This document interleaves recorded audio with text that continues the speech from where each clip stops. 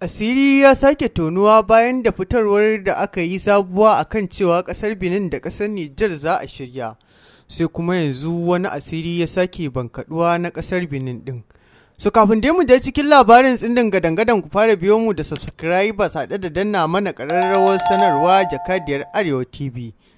Yanzu wata sanarwa ta fita wacce aka tabbatar da cewa shugaban kasar Benin yana tare da shugaban kasar Chana a dangane da kullawa ita kanta kasar Niger din makarkashiya, wanda suka ce a lokacin da za a fitar da wannan man fetur da aka kama jami'an su na WAPCO guda 5.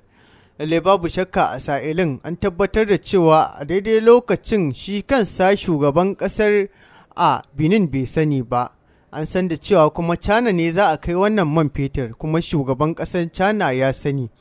Amma kuma menene abin da ya sa shugaban ƙasar Chana ya riga da ya sani kuma ya kasance da ya sani shugaban ƙasar Benin ɗin ya sani shi ma Patrice Talon kenan. Bai kamata a ce Patrice Talon ya san wannan al'amari ba a daidai lokacin. To amma sanarwar da aka yi wa Patrice Talon, to shi kansa shugaban kasar Chana din ne zai yi umarni da cewa a mai wannan lamari.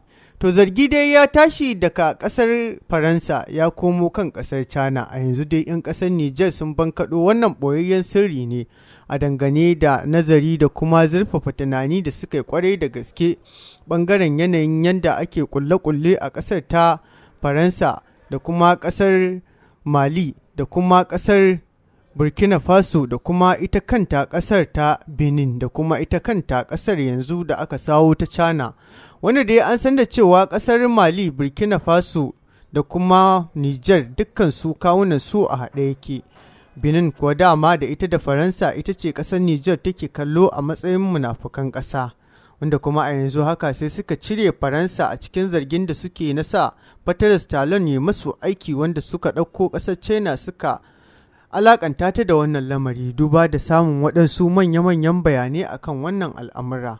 To masu mu ne da kullum dai wannan shine hujjar da ƙasar Niger take tunƙaho da ita a dangane da zargin ƙasar ta China, wanda ta cire zarginta daga ƙasar Faransa. Ku ci gaba da biyo mu da comment da liking jakadiyar Arewa TV, wanda yakan ƙara mana ƙarfin gwiwa ci gaba da kawo muku labaran.